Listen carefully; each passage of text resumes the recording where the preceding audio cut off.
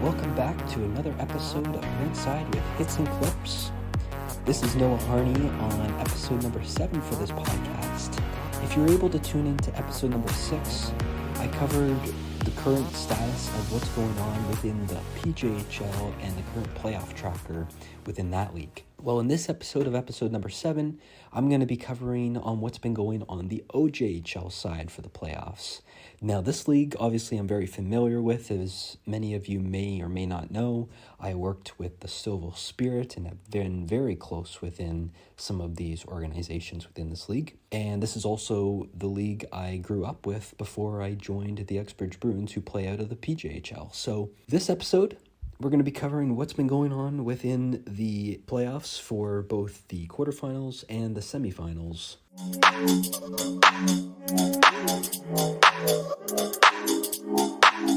Now, if you're new and you have been tuning into us on YouTube, thanks so much. We appreciate the support. Be sure to drop a like and subscribe to our channel so you don't miss any more videos or podcast episodes like this. And we've recently just launched our new podcast over on Spotify, so be sure to go give us a follow over on there. A lot of these leagues, well, they're either in the playoffs now, or they're on the wild card brink, or they're simply just heading towards closing out their season. So we're going to be covering much more of this. My partner, Zach, and I, we have been covering lots of news over on the NHL side of things, as well as the OHL. And, well, the OHL and the NHL, we're going to save that for another episode because there's a lot to talk about, including the wild card spots and even some current and previous NHL and OHL trades that have recently been happening. So we will be getting to all of that very shortly.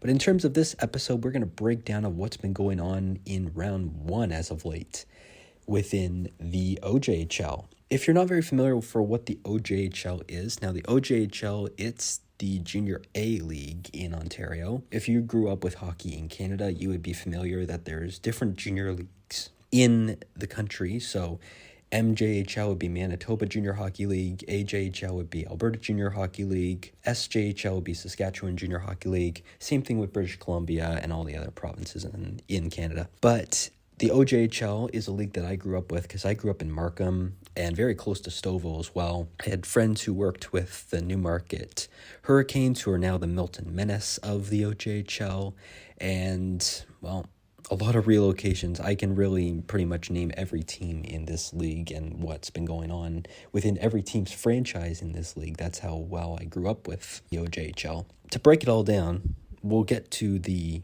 playoff brackets shortly, but to give you an idea of who actually made the playoffs, the Trenton Golden Hawks, the Toronto Junior Canadiens, the Halburn County Huskies, the Stouffville Spirit, the Wellington Dukes, the St. Michael Buzzers, the Cobourg Cougars, and the Pickering Panthers in the Eastern Conference who all made the playoffs this year, where it was the Leamington Flyers, the Collingwood Blues, the Milton Menace, the Buffalo Junior Sabres, the Toronto Patriots, the Burlington Cougars, the King Rebellion, and the Niagara Falls Canucks, who all made the playoffs, which means the Lindsay Muskies, the Markham Royals, the Aurora Tigers, the North York Rangers, the Georgetown Raiders, the Oakville Blades, the Mississauga Chargers, and the Caledon Admirals all didn't make the playoffs. It's kind of unfortunate to see a team like Markham, Aurora, and even Georgetown not make the playoffs because they had a really good season as of late over the past couple of years. And then, well, I guess there's going to be those years you don't really do well. North York Rangers, they only had 5 wins with 51 losses. That's not good. Where you look at Caledon and they had 11 wins and, well, 45 losses. So not the greatest season for those two franchises, but there's always next season, as they say. Let's get underway of what we actually came here for in this episode, to break down what happened in the playoffs. Let's just break down what happened in round 1. So Leamington faced off against the Niagara Falls Canucks. Leamington ended up sweeping the series over Niagara. Now I want to mention that these two teams are very new. They're very recent to the OJHL. The Collingwood Blues, who previously used to be called the Collingwood Colts, they defeated the King Rebellion 4-1. Now, the King Rebellion, They recently just relocated. This is their first season. They just relocated from Brantford, as they were the Brantford 99ers. I would probably suspect that they relocated because the Brantford Bulldogs, maybe they had more attendance for the Bulldogs and they just decided to relocate them. So Collingwood ends up defeating that series over King 4-1.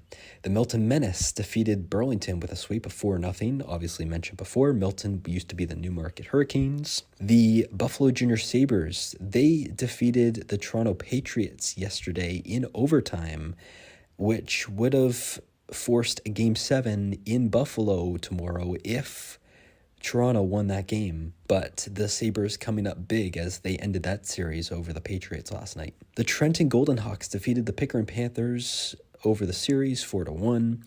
Toronto Junior Canadians eliminate the Cobourg Cougars 4-1. The Haliburton County Huskies, originally the Whitby Fury, defeated the St. Michael Buzzers with a series 4-2.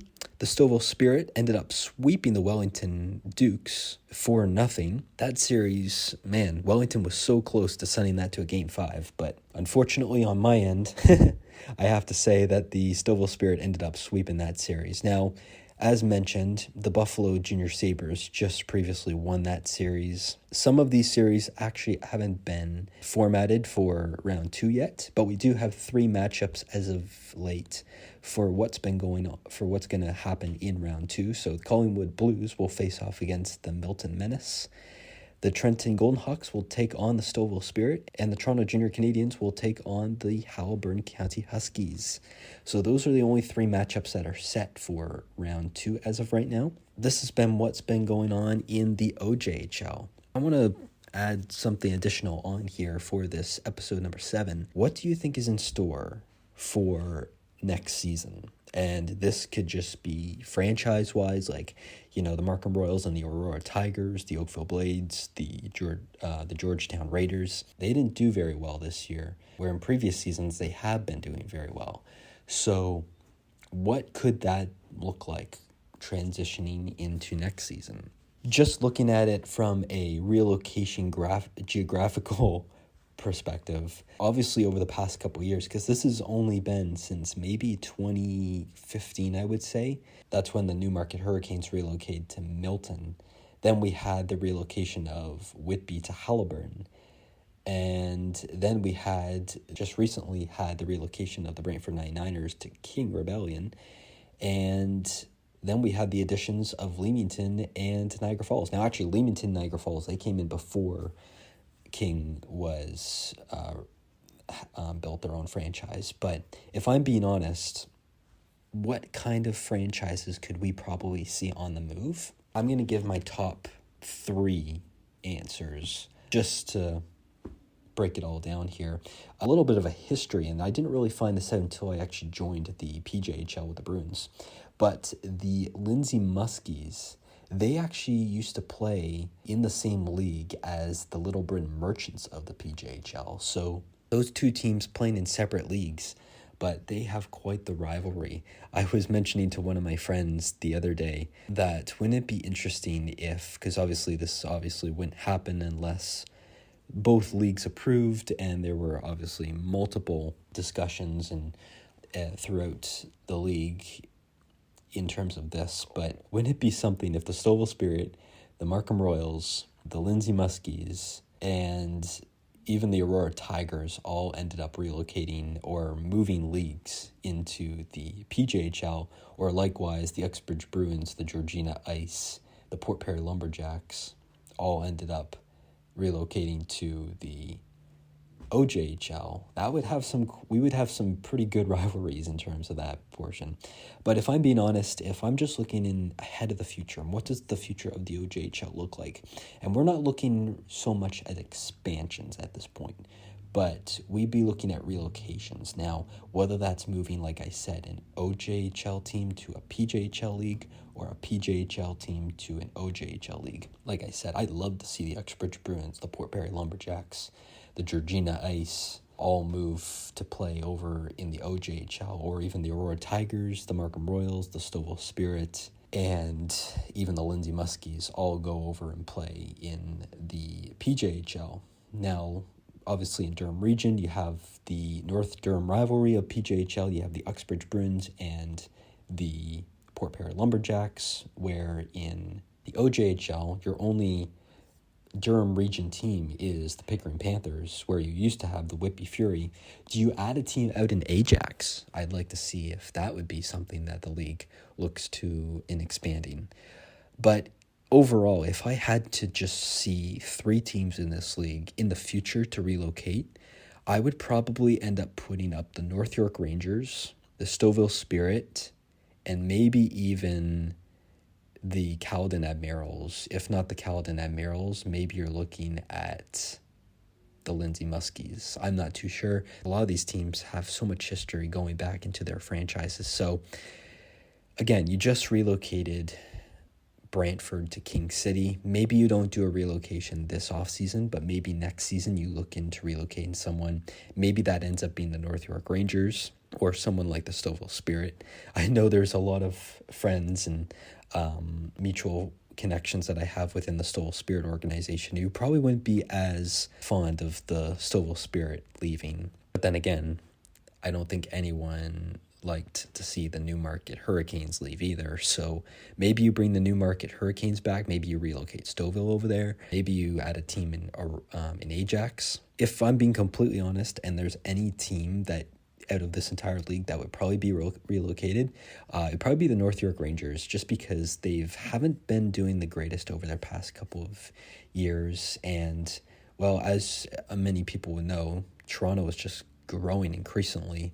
And, you have cities like Mississauga and Etobicoke. They're their own little areas of the city. They're pretty much known for being Toronto, even though they're on their own city. Like Toronto Patriots, they play out of Etobicoke. You have the Mississauga Chargers, obviously you play out of Mississauga, that sort of thing. I don't know if you would rename them likewise, the Toronto Rangers, that sort of thing. Maybe the Rangers need to rebrand their team. I don't know. But I think just overall, we might see a relocation in the next year or so. But overall, that's your updates for the OJHL. I know we haven't done much discussions on these particular leagues. As we get closer to deciding a champion for the PJHL and OJHL, we'll obviously do more episodes, this sort of thing. But so that's all we got in store in terms of this update for the OJHL. If you are wondering what the next series is for these particular teams, the Milton and Collingwood series are going to be starting on Friday, and their next game will be on Sunday, where the Halliburton and Toronto Junior Canadian series, that will be starting up on Sunday, and their next game will be on Tuesday. So Friday in Collingwood, Sunday in Milton, Sunday in Toronto, Tuesday in Halliburton. So thank you everyone so much for tuning into this episode number 7 of our podcast. We really appreciate the support. And again, if you have any additional topics surrounding any teams or leagues that you want us to discuss, feel free to drop them down in the comments and we will discuss them and get our recordings going as soon as possible. So we really appreciate the support. Be sure to follow us over on YouTube, Spotify, and over on Bluesky too if you find yourselves on that platform. Talk to you again soon.